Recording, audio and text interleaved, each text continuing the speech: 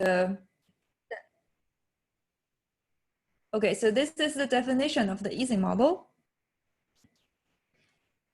And this model, since then, this model has been the topic has been the center of the mathematical physics.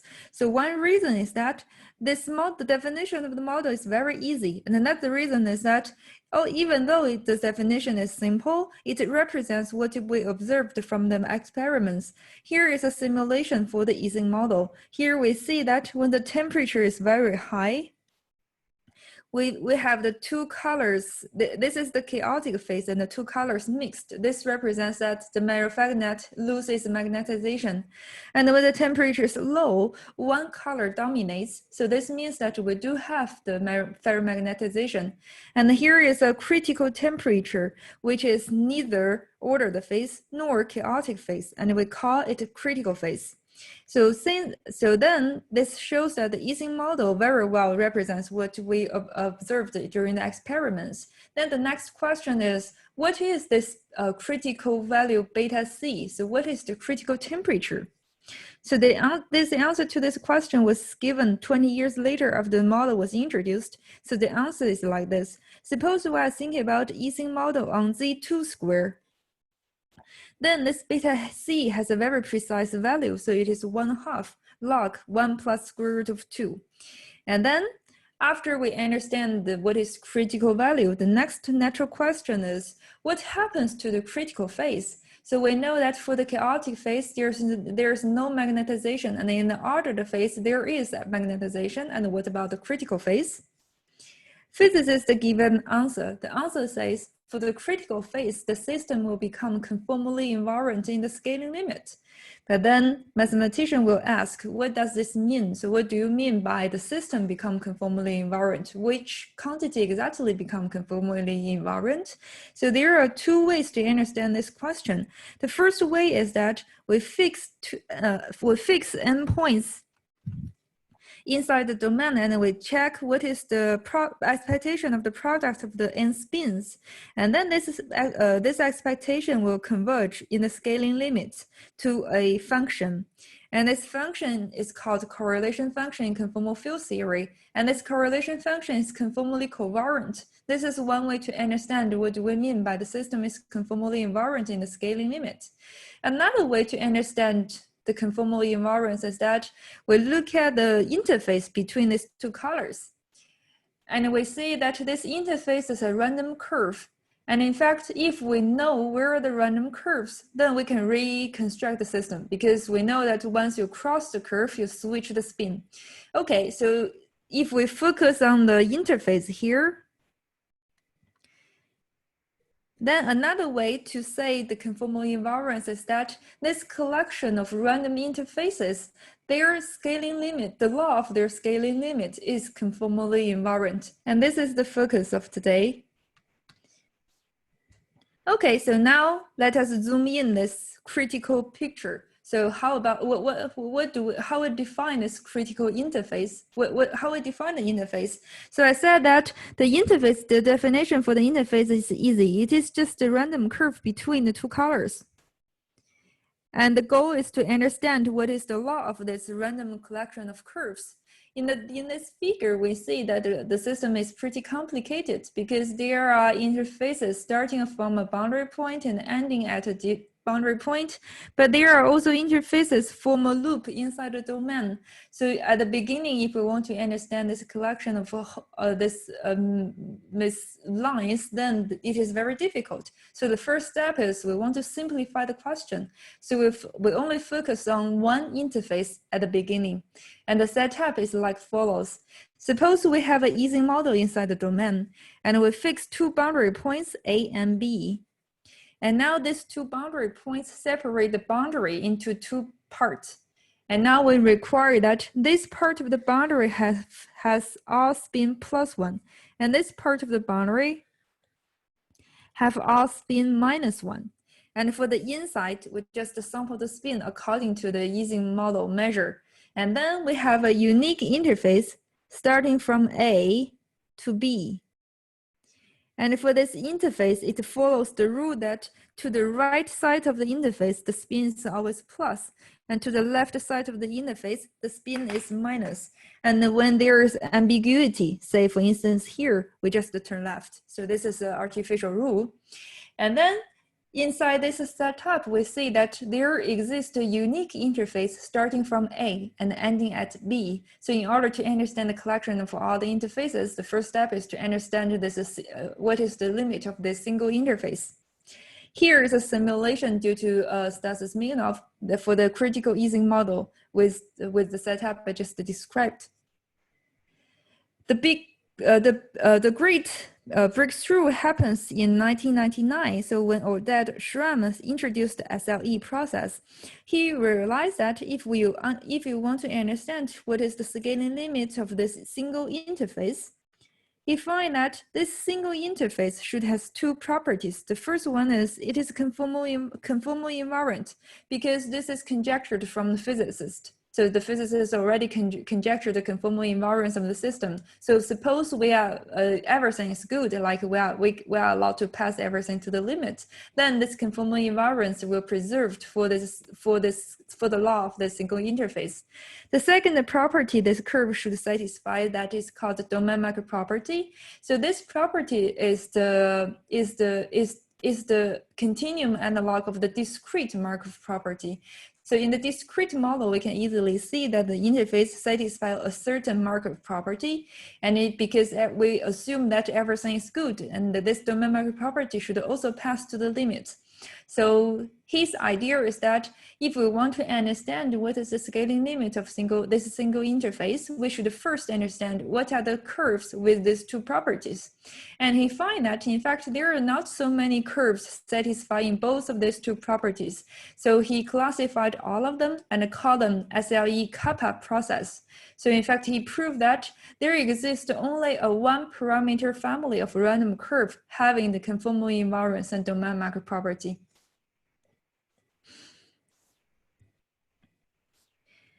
Okay, and this process, SLE process, was invented around 2000, and 10 years later, Stasis Minov succeeded in proving that for the critical interface in the C2 lattice, the interface does converge to this SLE process. And here the kappa parameter corresponds to 3. So this kappa represents different physics models. For Ising, it corresponds to 3. Okay, so in fact, this is also part of his job for his Fields medal. And now I can talk about what are the main contribution of our work.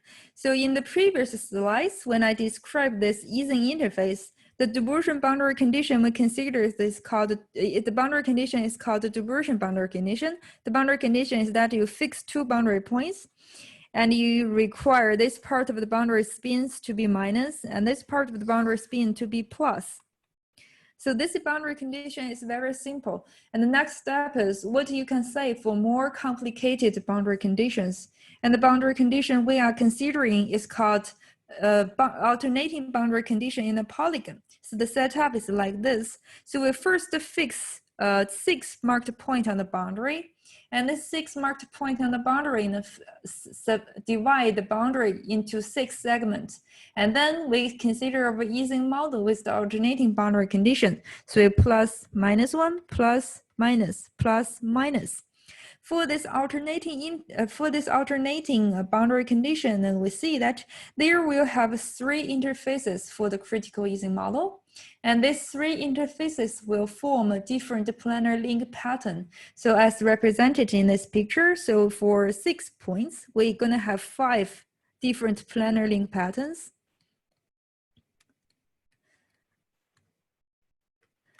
And here in the above line, in the above row, this is a simulation for the critical Ising model with 6 marked point on the boundary.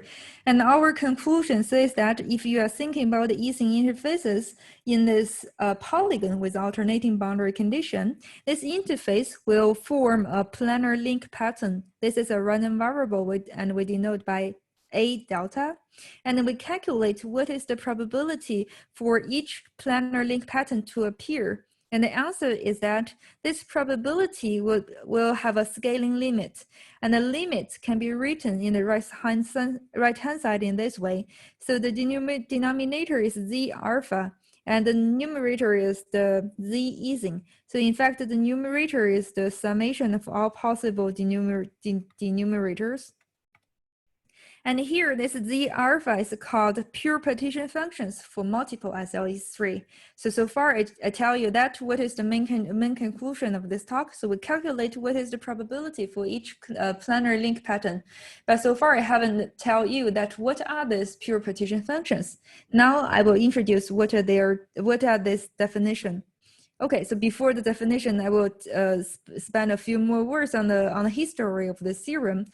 So the theorem, in fact, this formula was conjectured in 2005 by three physicists, Bauer, Bernat, and Kitola. So they conjectured this formula around 2005. And this formula was partially solved by Izurov. He's a student of Smirnov around 2015. And in our article, so we proved the formula for all patterns. Okay, so now I can tell you what are these pure partition functions. So here is the formal definition. The definition is that this is a collection of smooth functions and with the following three properties. The first property is a PDE system requirement. So the function satisfies the second order PDE for 2n PDEs. The second condition is called conformal covariance. So it says that this function should satisfy a certain conformal covariance rule. And the third one is called asymptotic. It says that when the two neighboring points shrinking together, how this function should behave as a renormalization limit. Okay, so this is the formal definition of pure partition functions, and then now I will explain where do they come from. So in fact, in the second part of the talk, I will also see where the origin of these three properties from for a probabilist.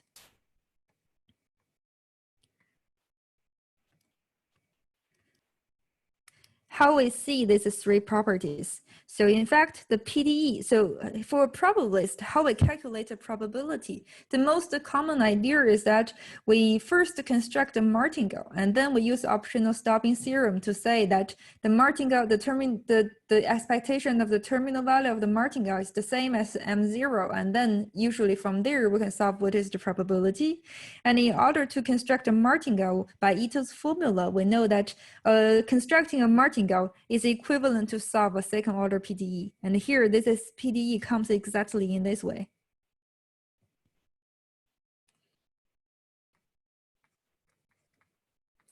Okay, so this is the arranging of the PDE. And for the second conformal covariant, so this is easier to see because we believe that the scaling limit of the probability should be conformally invariant. And this Z alpha equals the probability times an explicit function, this Z Ising. And for the Z Ising, it is clear to check that it satisfies a certain conformal covariance. And then we can believe that this Z alpha should also satisfy this conformal covariance. And finally, what about this asymptotic? So in fact, the asymptotic tells us that, so suppose the two neighboring points, xj and xj plus 1, if they are getting very close, then we see that there's a very high chance that the interface will just terminate at this neighboring point. And as these 2 points gets closer and closer, this interface will disappear. And then once this interface disappears, the probability will become the probability of the rest n-1 curve. So in fact, this asymptotic says something like the compatibility of these probabilities.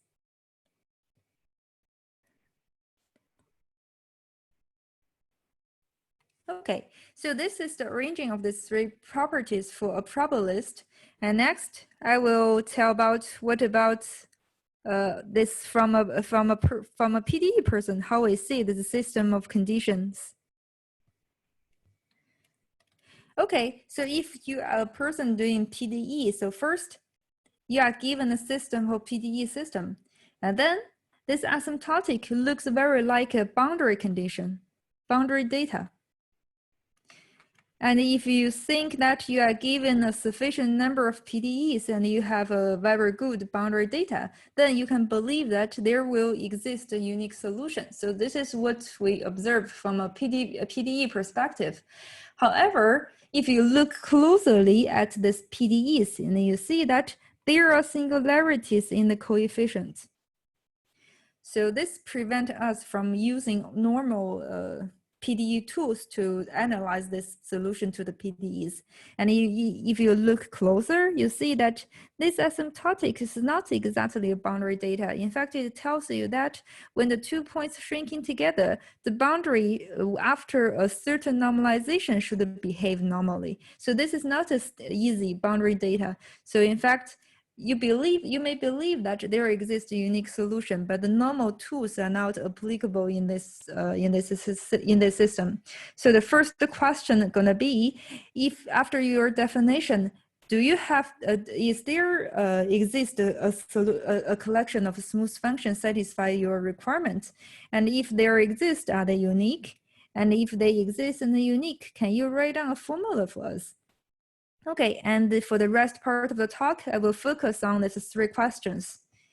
So among these 3 questions, the uniqueness was first proved. So it was proved by Floch and Cleven in 2015 that in fact there exists, if there exists, then such collection of pure partition function will be unique.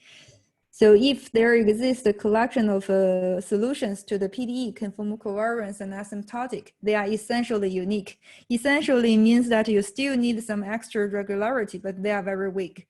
So the first result is that it comes with the uniqueness. And then how about existence? So far, there are 3 articles addressing about the existence of the solutions. The first one is due to Kitola and Peltola, and their tool is called conformal Coulomb gas technique, and they prove that the solution exists, but their conclusion also works for irrational kappa. However, recall that for the Ising model, our kappa equals 3, so their conclusion doesn't include this case. And the second work is due to Peltola and myself. So we prove that the solution exists for kappa up to 4, and the tool we use there is called global multiple SLEs. And the third conclusion is my work. So there I prove that in fact the solution exists up to kappa equals 6. And the main tool I use there is called hypergeometric SLE. So far, so we know that up to kappa, for kappa between 0 and 6, at least we have the uniqueness and existence of the solution to the PDE system. And moreover, this is the complete conclusion I have in my work. So in fact, what we prove in this article is that there exists a unique. So the unique is not proven by me, but more importantly is the existence. So I prove that there exists a unique collection of smooth functions satisfying the PDE conformal covariance asymptotic as required in the definition of pure partition function. And furthermore, I can also prove that this solution also have 2 further properties. The first property is called positivity, which means that the solution is always positive. And moreover, it has an upper bound. This upper bound, I call it PLB, represents a power law bound.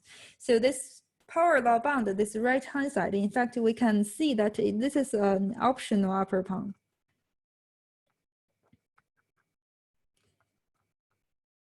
And in the second part of my talk, I will also emphasize that how important this positivity and the power law bound plays an important role in improving the probabilities. Okay, so here is the complete description of the pure partition functions. So far, we see that there exists a unique collection of pure partition functions, and they satisfy a certain nice properties. And now I can come back to the main conclusion. So the main conclusion is that if you are thinking about critical Ising interfaces in a polygon with alternating boundary conditions, then for the connectivity pattern, the scaling limit is conformally invariant, and it can be written as a ratio of Z alpha and Z Ising. And this Z alpha is the pure partition function for multiple SLE3, which I introduced in the previous slides. Okay. So in fact, for the same question, you can ask the same question for different models. So far, the answer to this formula has relates 4 different models. The first model is if you think about a loopy race random walks in a uniform spanning tree with fully wired boundary condition, then in fact the same formula also holds. The only difference is that for there, this collection of Z alpha corresponds to pure partition function with kappa equals 2. And the next case is the multiple Ising interface, which I introduced before, and this corresponds to kappa equals 3. And the same formula also holds for the multiple level lines of the Gaussian free field, and this corresponds to kappa equals 4. And the last one is the last model for this formula to be true is for the percolation interfaces. And there, this pure partition function is for the multiple SLE kappa for kappa equals 6. Okay, so for the first model, the UST model, so I'm not part of the others, so I won't address that model. But for the later 3, they all appear in my work. So I will explain what's the another 2 models for this formula to be true. The next example is the percolation. Okay, so the setup for the percolation is very easy. For simplicity, I just focus on the triangular lattice.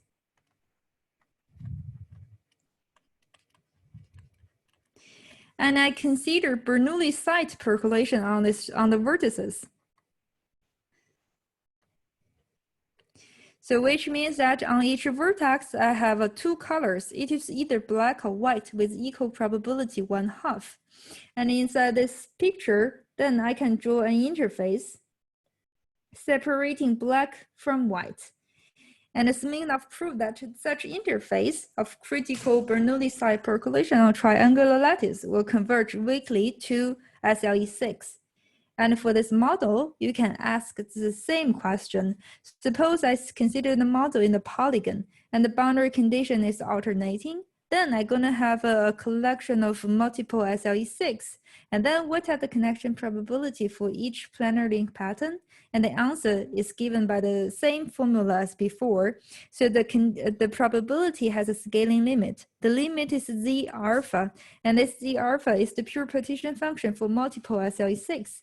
And for 6, there's one thing that is very special, is that the numerator Z total, the summation of all Z alpha is always 1. So here you just have Z alpha only.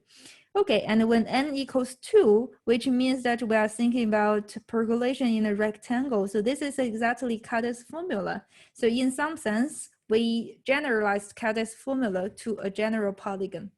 Okay, so this is the conclusion for percolation. The next example is the Gaussian free field. In fact, the second part of my talk is that I will give a complete proof for the level line connection probability inside the Gaussian free field.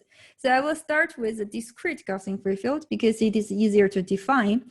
So a discrete Gaussian free field is a measure h on functions rho, and the density is given by this formula. So in other words, I can also explain it in words. It means that at each vertex, I put a random variable there, and between the different random variables, the covariance is given by the Green's function for simple random walk. And since this is a Gaussian process, as long as I know the mean and the covariance, this uniquely determines the Gaussian process. And this is the discrete Gaussian process with Gaussian free field with mean 0. And in general, if we consider a discrete Gaussian free field with mean h partial, it means that this is exactly a discrete Gaussian free field with mean 0 plus the harmonic function h partial. Okay, and explain it in words. It means that at each vertex, I put a random variable, and the mean value is this h partial x, and the covariance is still the Green's function. And this is the discrete Gaussian free field with mean h partial. Okay, so then The discrete Gaussian free field is defined on a discrete lattice. Suppose the size of the lattice goes to 0, discrete Gaussian free field will converge to continuous Gaussian free field. However, the continuous Gaussian free field is no longer a pointwise defined function. It can only be viewed as a distribution. As a distribution, the definition is as follows. So for each test function rho, each rho corresponds to a Gaussian random variable, and the covariance is still given by the Green's function, and the mean value is the h partial integrate against the rho. So this continuous Gaussian free field is the scaling limit of height functions of many discrete models, for instance, diamond model and domino tiling. This is the starting point for conformal field theory. Moreover, this GFF, they have two properties. One is that it is conformal invariant, and the second that it satisfies a certain domain marker property. So here we see that these two properties also already appeared in the definition of SLE. So this also explains that GFF has a close connection to SLE because both of them satisfy conformal invariance and domain marker property. Okay, so here I will give a precise connection between GFF and an SLE. The connection is through the level line. Suppose I am thinking about the discrete GFF inside this rectangle, and I have two marked points on the boundary, and then my boundary data is plus lambda to the right side and minus lambda to the left side. And now I can define my height zero level line starting from bottom to top. And this is the level line of discrete GFF. As the size of the lattice goes to 0, Schramm and Sheffield proved that this level line gamma delta converge in distribution to SLE4. And we also know that discrete GFF will converge to continuous GFF. So then we are tempting to say that in fact SLE4 is the level line of continuous GFF. Okay, in the previous setup, we start with this Gaussian boundary condition, which means that we start with two marked points on the boundary, and the boundary data is plus lambda and minus lambda. And then we find there is an interface going from bottom to top. And now we can complicate the picture. So suppose we have four marked points on the boundary, and we have alternating boundary data. And then we're going to have a pair of level lines. And these level lines these two level lines will connect between the four marked points and form two different planar link patterns. And we continue. Suppose we have 6 marked points on the boundary. We're going to have 3 level lines, and they give 5 possible planar link patterns. And then you can ask the same question. Suppose I have 2 unmarked points on the boundary. Then I have n level lines, and this n level lines will form a planar link pattern. And what is the probability for each planar link pattern? And the answer is the same as before. So this probability will given by the C alpha over Z total. And this C alpha is the pure partition for multiple SLE4 process. One question. Yeah. What is the lambda? You have to choose the particular lambda? Yes, this is a very good question. So I forget to discuss this lambda. So for the value lambda here, in fact, this lambda is a very well chosen parameter. So in my talk, in fact, it is pi over 2. But the precise value of this lambda, in fact, it depends on the normalization on the Green's function. So if you choose the normalization on the Green's function, this lambda will also change accordingly. But this is a fixed number. So as long as your Green's function is fixed, then there exists a lambda so that the level line will become SLE4 in the scaling limit. So this is a particular chosen lambda. Okay. And in my talk, you can always think that it is just a pi over 2.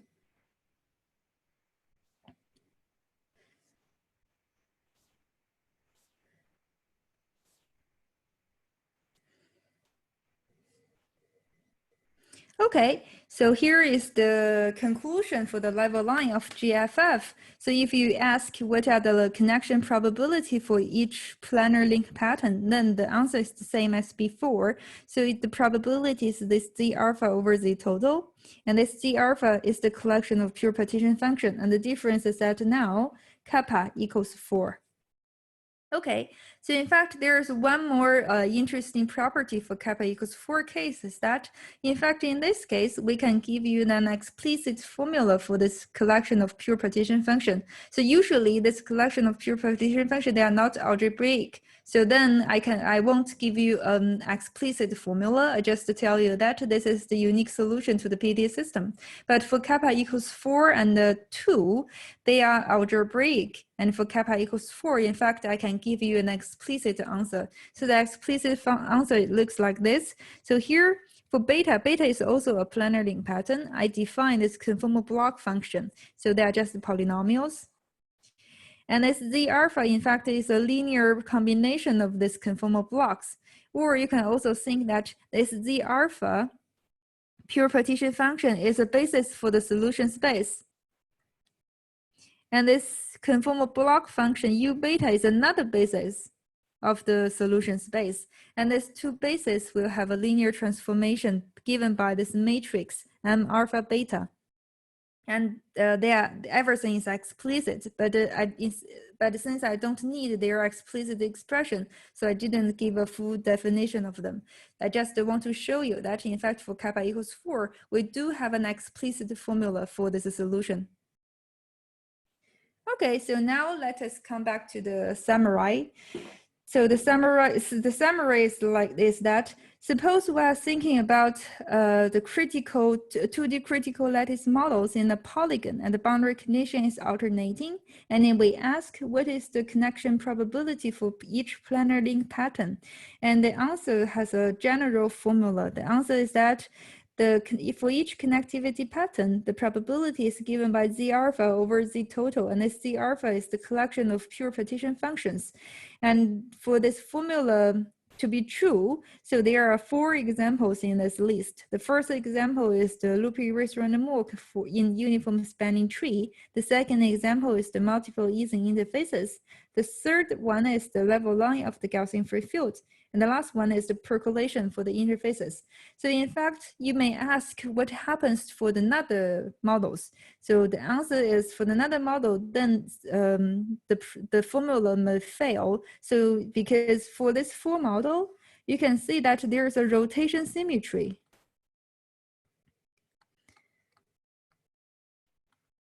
So this explains that the formula has this clear form. And for another model, there's another well-known model, which is called FK Ising model. And for that model, this rotation symmetry breaks. And then for that model, the formula will have a correction. So basically, we believe that these 4 models are the only 4 models so that such formula is true. Okay, so here is the list of my work related to the talk, and for the second part of my talk, I will give a detailed proof for how to calculate the probability for multiple level lines in the Gaussian free field. Okay, so if you have questions. Yes. Any questions? So I have one question. Go ahead. Yogesh. Yes. So it's on the same point as what Manjunath asked about the boundary lambda. So in general, even for the other models, it is not known with different boundary conditions or so, is it? These results are very specific to the Dobrushin boundary condition. So what I said, the formula here is very sensitive to the boundary condition.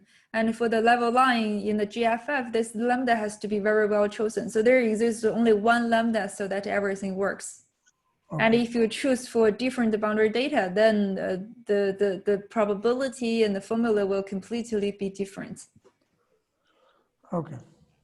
On that point, in the earlier slides, you had the parameter h. Is that also something to be chosen? Or?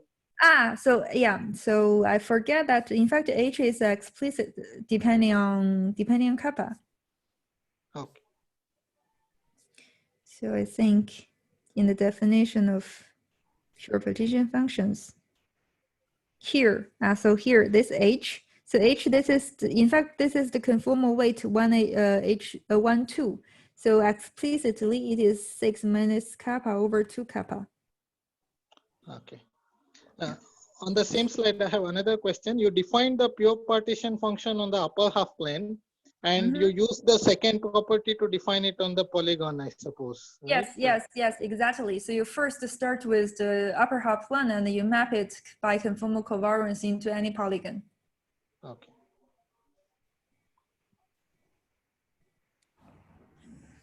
Any other questions?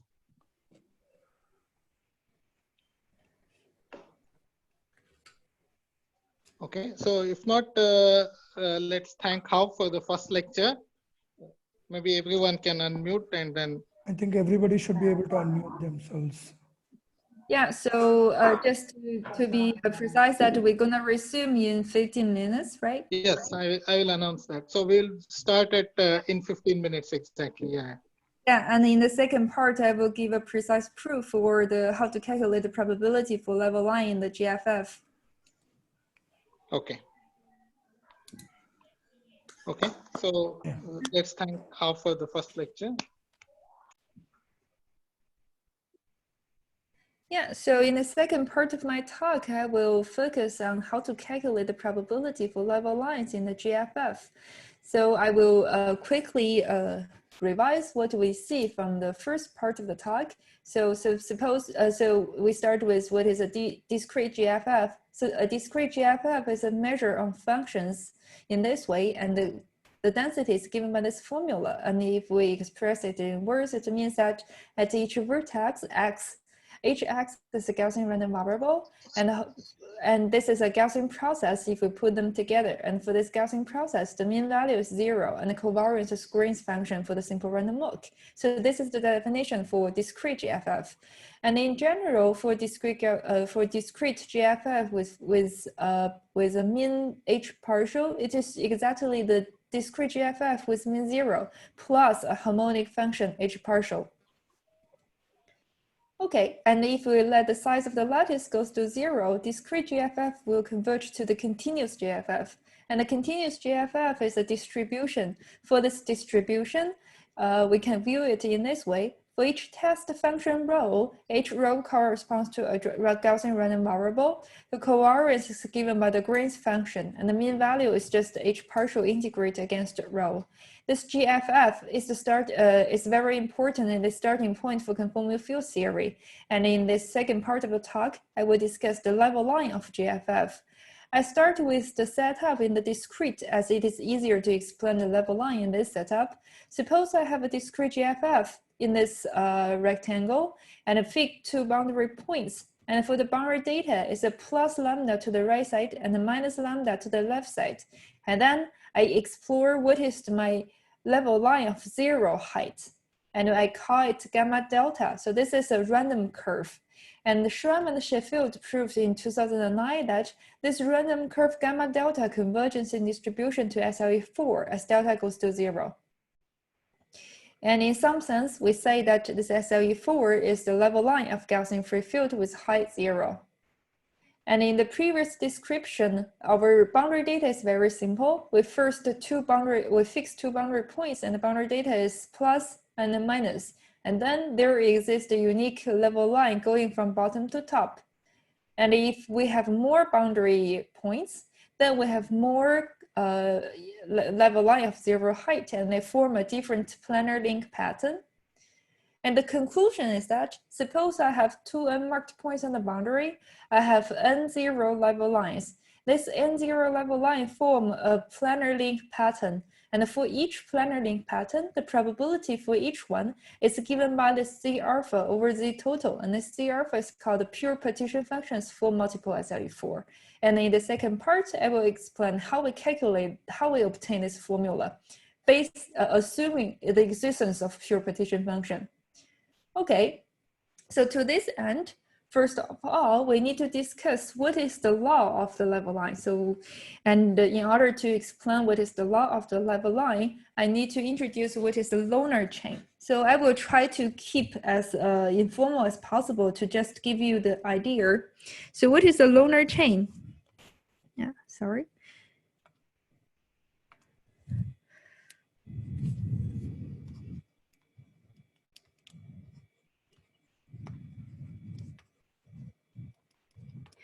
So the idea is that I have a continuous simple curve in the upper half plane. Starting from 0 goes to infinity, eta. And now I want to transform the information of this continuous curve to its drawing function. And what I do is like this. I stop the curve at some time t, so this is eta t. And I know that for the upper half plane minus this part of the curve, it is a simply connected domain.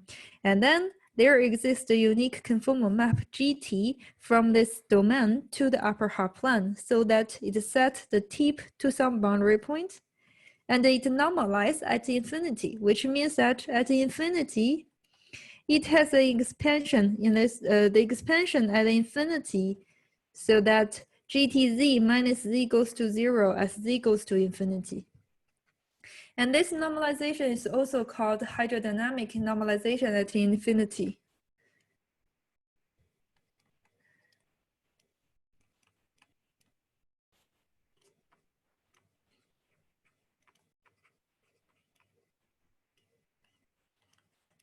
Okay, so the idea is that I start from a continuous simple intercurve in the upper half plane.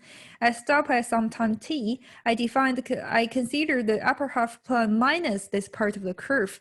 This is a simply connected domain. And then Riemann mapping theorem tell me that I can use a conformal map this domain to the upper half plane. And now for the Riemann mapping theorem, I know that I have 3 degrees of freedom to choose, and the truth is 3 degrees of freedom in the way that GTZ minus Z goes to infinity as Z to infinity. And this is called the hydrodynamic normalization at infinity. And under this conformal map GT, I know that this tip of the curve, eta t, will map to a point on the boundary WT. And this WT, I call that this is the driving function of the curve. So the idea here is that I bring a one-to-one correspondence between the continuous curve and its driving function. And in fact, inside this parameterization, I have a time parameter.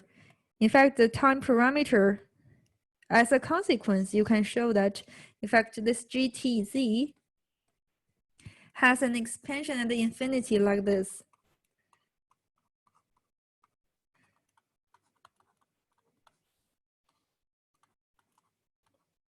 So therefore, this T is also called half plane capacity, this time parameter.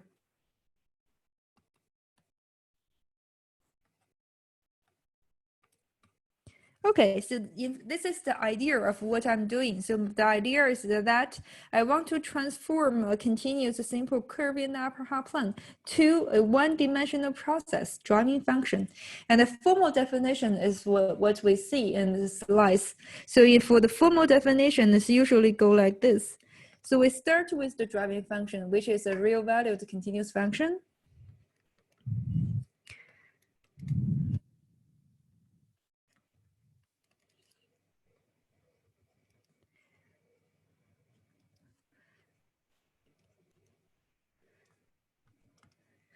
And we solve Lenz equation.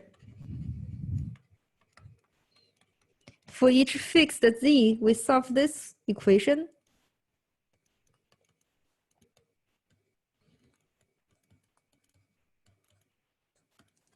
And the starting value is the identity.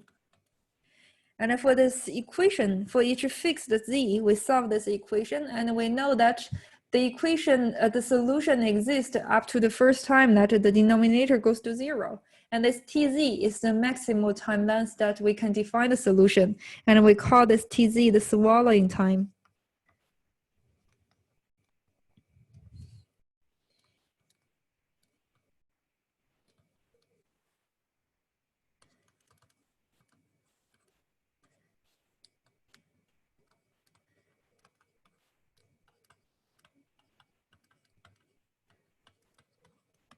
So this is the maximal time length for the solution to exist.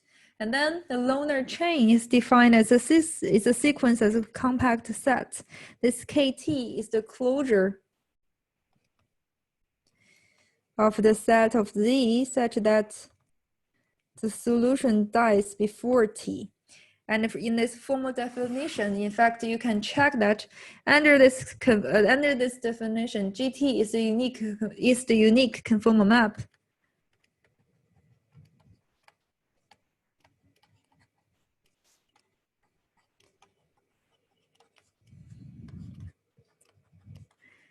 From H minus KT onto the upper half plane, and which has hydrodynamic normalization.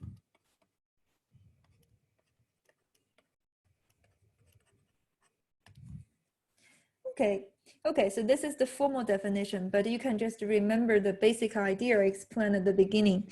And in this definition of the loaner chain, the trivial example is that suppose our drawing function is identically 0. Then in fact, you can solve the question, you can solve the equation, and you find that GTZ equals Z squared plus 4T. And then you can reconstruct your continuous curve. In fact, the continuous curve is a straight line.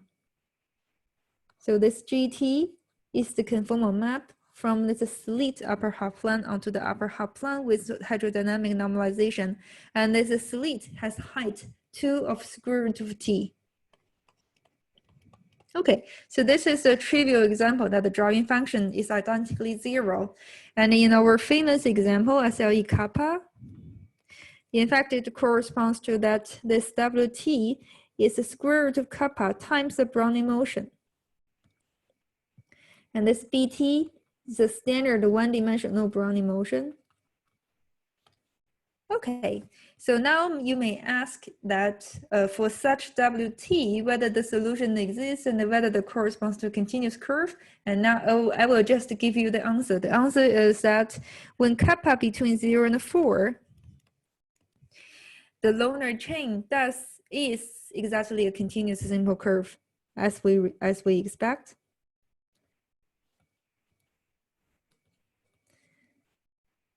But of course, the solution exists beyond this interval. When kappa bigger than 4, they corresponds to continuous curve, but the curve may have self-touching. And when kappa is bigger than 8, the curve becomes piano curve. But as my second part of the talk will focus on the level line, will focus on SLE4, I will only introduce properties for the continuous simple curves. So in particular, we focus on kappa equals 4, and this SLE4 corresponds to the level line of GFF.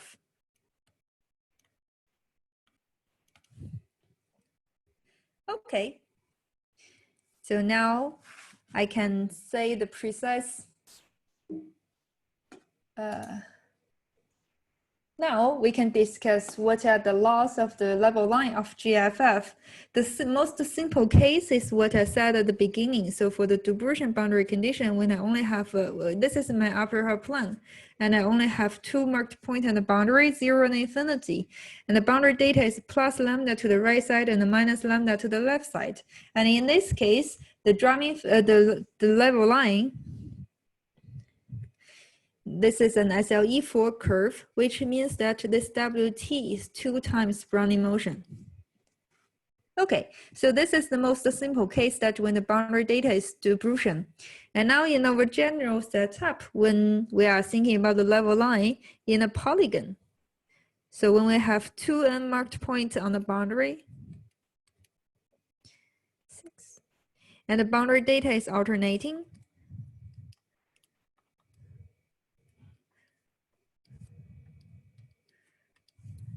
and now I'm gonna have a collection of multiple curves. There is one starting from x1, and it may terminate at several possibilities. So one possibility is that it may terminate at x2. But it may also terminate at all even number of points. Okay. And then the question is, what is the law in this general setup? And the conclusion is that, in fact, the law of eta in this case, it is an SLE4 with a sequence of other parameters. But you don't need to be afraid. Don't need to be afraid with this notation. In fact, the definition is very simple. Is that if you think about the driving function of this continuous curve, then the driving function has to satisfy the following SDE.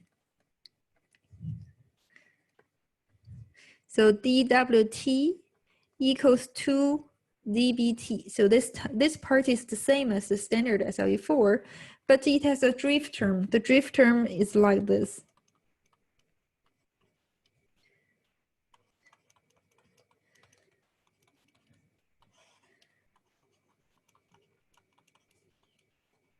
Okay, so this is the answer to the first question. What is the law of a single interface in this for the GFF in a general polygon?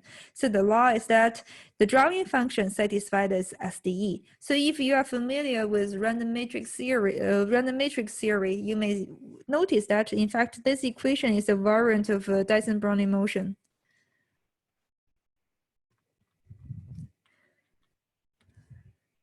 Okay. So this is the answer to the first question. What is the law of the level line? And then I recall the definition for the pure partition function. And for the third part, I will tell you that how go from the definition of the pure partition function to calculate the probability. So the definition of the pure partition function is that this is a collection of smooth functions defined on chambers. This LPN means a planar link pattern between the two unmarked points. So this each Z alpha is a smooth function and defined in this space. It satisfies a second order PDE, and it is conformal covariant, and it also satisfies a certain asymptotic. And for the asymptotic, in fact, I need to give a precise formulation here. So for the asymptotic, it says that for each planar link pattern alpha, okay, and I'm thinking about two neighboring points, xj and xj plus 1, and I want to check what happens when the 2 points shrinking together. And the conclusion is that if j and j plus 1 is connected in this alpha, so it belongs to alpha, it is connected by alpha, then I know that if this is the probability, so by the compatibility, I know that the probability should be compatible to the n-1 level. So this is what happens in the asymptotic. So if they are paired together, then I know that for this Z alpha, I normalize it correctly. Then the limit will go to Z alpha hat with the remaining 2n minus 2 points.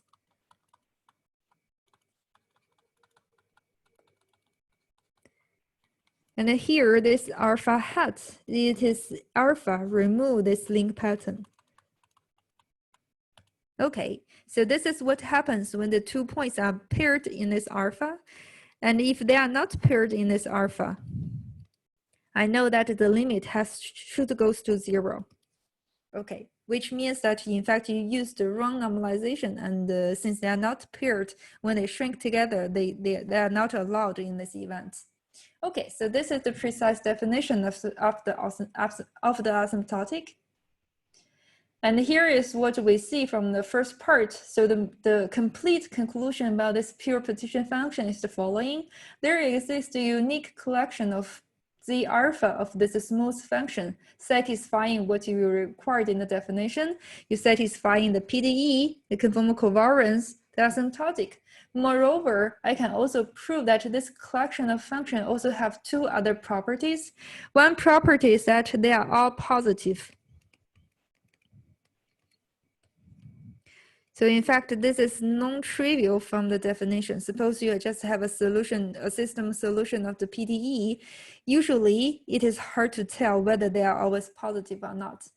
And then another part of the conclusion, and another useful property is that it also has a power law bound, upper bound.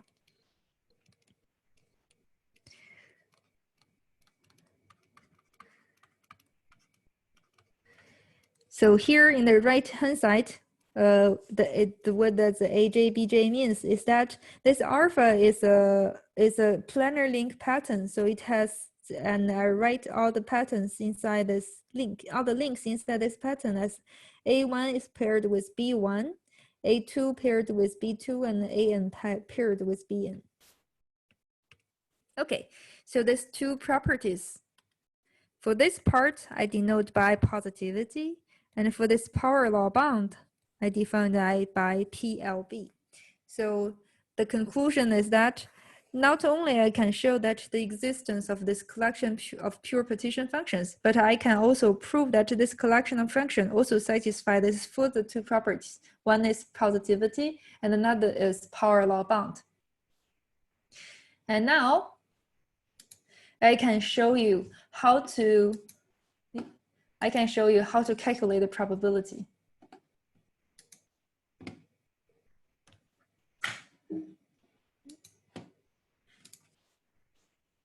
Okay, so what I need to do, the idea is that I draw my level line. So I show an example with two curves. There are 4 marked points and 2 curves. Suppose I'm thinking about the first curve starting from x1, and I want to calculate what is the probability to form a certain connectivity pattern. So this curve may terminate at x2, and it may also terminate at x4. And in fact, once it terminates at x2, I know that another curve has to connect in between 3 and 4. And if the first guy terminates at x4, then I know that another curve has to connect in between 2 and 3. And the idea is that I first tell you the idea and then give you the precise statement. The idea is that I first define what is the connectivity probability. And of course, this probability will depend on this polygon. Okay, I denote it by P alpha. This alpha is the planar link pattern. I denote this probability by P alpha. And what I do is that I look at this curve eta, which is the level line starting from x1.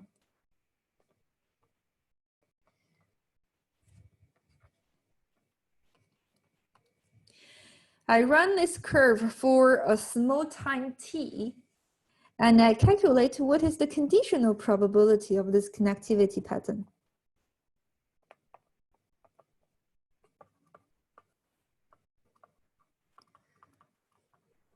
And I define this conditional probability as MT alpha. And from this definition, I know that this MT alpha has to be a martingale. And suppose everything is fine, I know that this martingale will terminate at some value, and I apply optional stopping theorem to this martingale. I know that M0 alpha will be the expectation of the terminal value. And for the terminal value, if everything is fine, then I know that this curve goes to the correct point. And for the rest part of the, n-1 curve, I know that the terminal value, this connectivity pattern equals alpha, given the whole curve, I know that then it will become the connectivity pattern of the n-1 curve. So it is P alpha hat. And for the P alpha hat, by induction hypothesis, I already know what it is.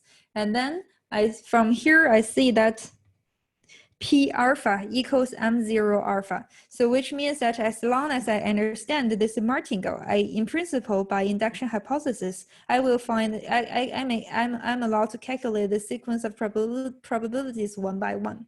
Okay, so this is the rough idea behind this proof. And now let us check how to make it precise. Okay, so here from this argument, you can already see that in order to calculate this probability, it is very important to find some good martingale. Okay, so now I will give the formal proof.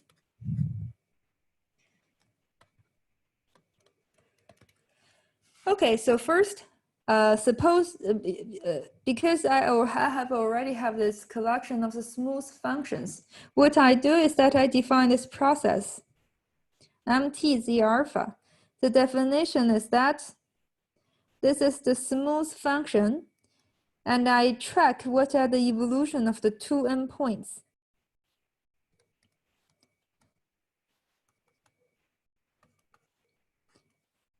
And this is the denominator.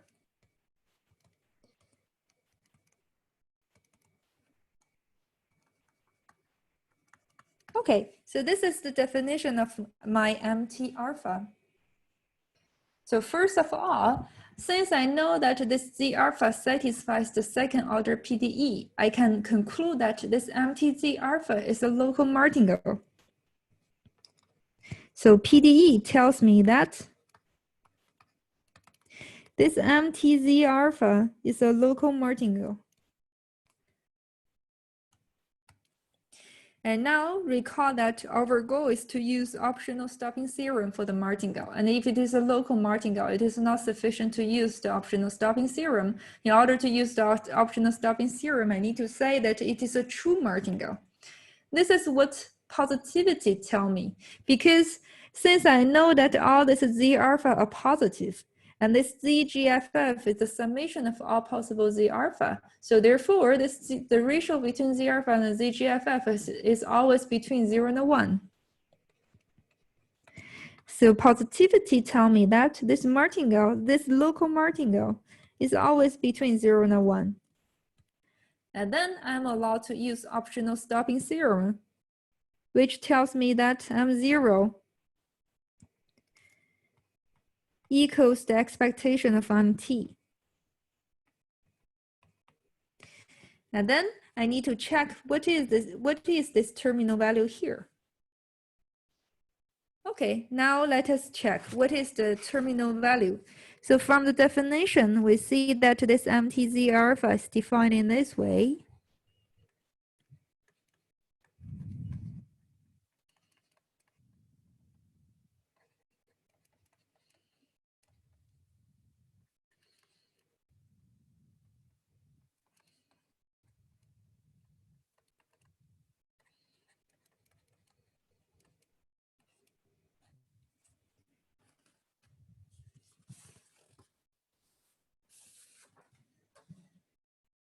And as t goes to its terminal points, what is the limit of this process? So now to understand this part, and we need to go back to our original picture.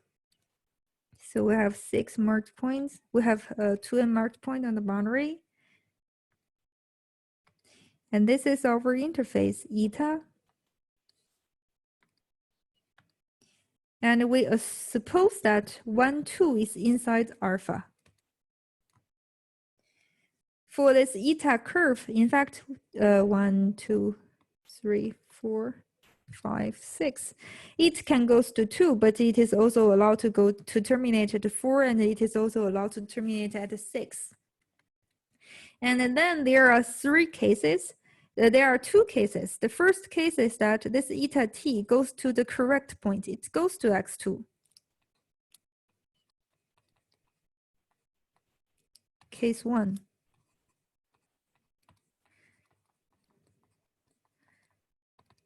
And in this case, if eta t goes to x2, in fact, we see that this wt and the gtx2 will shrink together to somewhere. And for another points, they will also convert to somewhere, but they are not shrinking. So in this ratio, we see that the first 2 values will shrink together. And from the asymptotic, I know that if I normalize it correctly, then this Z alpha will converge to the next pattern, to the next level pattern. And since DGFF, it is explicit, you can also check directly what after the correct normalization, it will converge to the correct function. So it will convert to Z alpha hat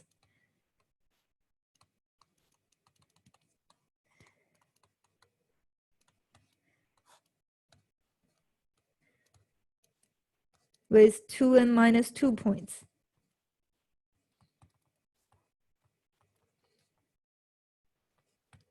Okay, and here this alpha hat is removed from alpha, the pair 1, 2. Okay, so this is the case 1 that eta t goes to the correct point x2, and here that we use this asymptotic. We will say that this mt will converge to some limiting value. Okay, and another case is that eta t may go to somewhere else, 2j, j greater than 1, which is that which is not paired in alpha. In this case, in fact, we are allowed to say that this mtz alpha will go to 0. And here we use this power law bound in a crucial way, because we know that this z alpha is bounded from up by a polynomial, and the DGFF is something explicit. We show that these explicit functions will converge to 0, and which shows that this mtz alpha will go to 0. So here the power law bound plays an important role. So in summary, we say that once we have this asymptotic and the power law bound, we can conclude that this martingale has a value, has a terminal value. The terminal value is z alpha hat over z GFF. It's restricted that this curve goes to the correct point. And if it goes to the wrong point, this is the terminal value will become 0.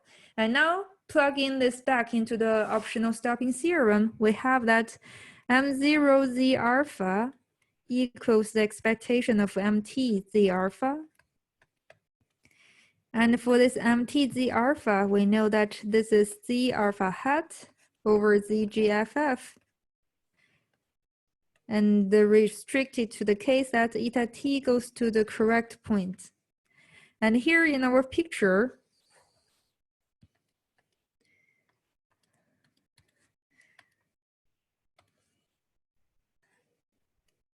okay, so once you know the information of the level line of this of the curve starting from x1, and what happens in the remaining domain? And for this remaining domain, there are n-1 level lines. And from induction hypothesis, in fact, I already know that this ratio is the p alpha hat.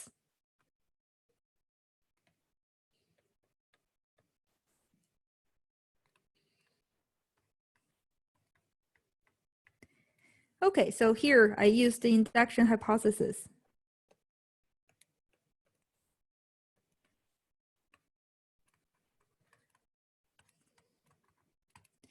Okay, and here in the right-hand side, we see that this p alpha hat means that this remaining n-1 curves correct in the correct way, are connecting in the correct way. And eta t equals x2 means that this eta is connected into the correct points. So here we say that this is exactly the probability of p alpha. So here the conclusion, then we finish the proof. So the proof is that this p alpha equals m0 z alpha, which is z alpha over z GFF. So here, this is the complete proof. So as a summary, we see that the idea of the proof is very simple. We use induction on the number of curves, and then we use optional stopping theorem. And the key point in this proof is that we have at our disposal a collection of smooth functions z alpha, so that this is collection of this function satisfy PDE, which give me the martingale, and it is positive, which shows that this is a true martingale. And furthermore, I also have this collection of smooth function have the asymptotic and the power law bound, which tell me the terminal value of the martingale is the correct as we desired. Combining all these properties, we may conclude the conclusion. So here in this strategy, we see that the most essential part is that why such collection of smooth functions exist. Once you know the existence of such collection of smooth functions, then you can just complete the proof by a formal argument by using optional stopping theorem. Okay, so here is what I want to say about the detail of the proof for the martingale, for the connection probability. Okay, so if you have any question, I will stop here. Just one question. In that last step, after you connect 1 to 2, then you have to map it by a conformal map, right? To get the probability. It is in the reduced domain that you have to calculate the probability, P alpha hat. Yes. So here, in fact, you see that these points 2x2 to x2n, they are under the conformal map GT. This GT is exactly the conformal map the remaining domain to the upper half plane. Okay, okay, yes. Yeah, yeah.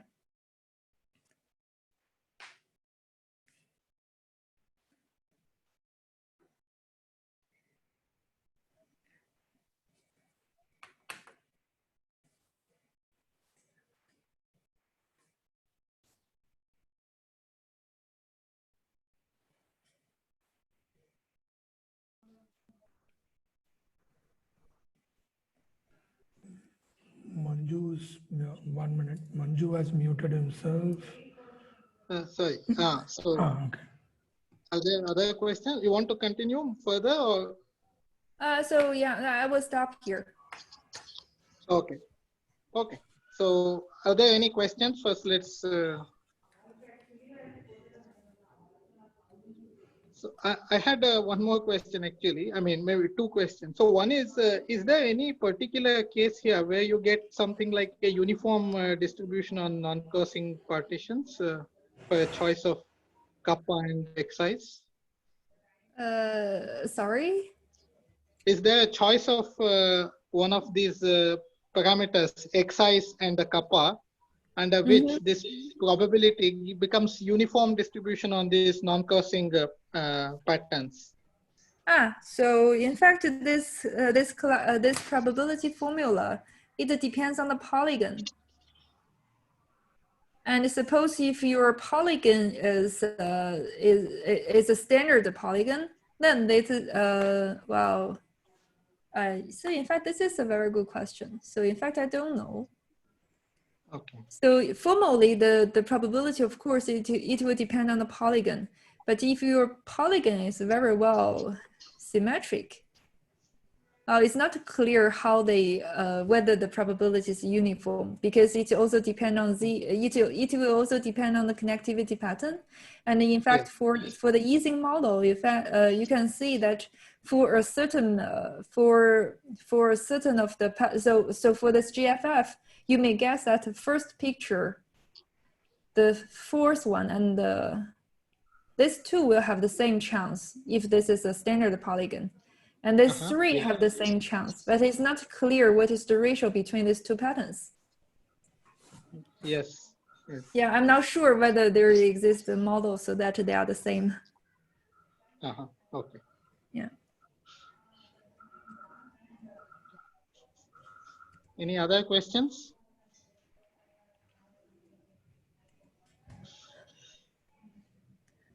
Okay, if not, let's unmute everyone so that we can thank the speaker.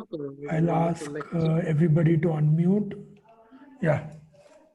Okay. You see? Okay, so let's thank the speaker. Okay, thank you for your attendance. Will the notes also be posted on the website at some point in time? Or? Yeah, so I will post both the notes, the slides, and the recording. I really enjoyed the notes a lot. Thanks. Yeah. I think it was a nice idea with the slide and the notes in parallel. So how do you do this? I'm just curious. So in fact, for my notes, I use the thing I'm using is called the Sony digital paper. I like it very much. You can just write like you are on a piece of sheet, and it can transfer to the computer automatically. I see. So you're sharing your entire desktop and the slide on the left-hand side and the paper on the right-hand side. Is that right? Yes. Yeah. Okay. Thank you. Nice idea. Thanks. Yeah, it was very good for the proof. It was very nice. Very nice. Yeah, to have the key steps and the theorem one side and the more details on the. Yeah, of course, the excellent handwriting helped as well. Okay, thank you. Thank you. Okay, thank you. So then I will quit, and I will send the slides and notes to you very soon. Yeah, thanks a lot. Yeah, how can I just bother you one more question? Yeah. So this is there some other this is a beautiful result. So is there also some other result for something like a counting problem here? I'm not exactly sure what I want to ask, but here you impose boundary conditions so that there are these connections, and there will be. But is there if some other boundary condition or something where you have a formula for the number of loops or something of that sort of a Yeah, so in fact, this is a work in process. So for so far, all the work is about inside the polygon with alternating boundary condition. And in fact, this is very restrictive. So you can't change the parameter and you can't change the pattern. And but sometimes you can change a little bit some part of the boundary, but you are still allowed to solve the probability. But this is not as systematic as this one. So this is still a project in progress. Okay, I see. I see. Oh.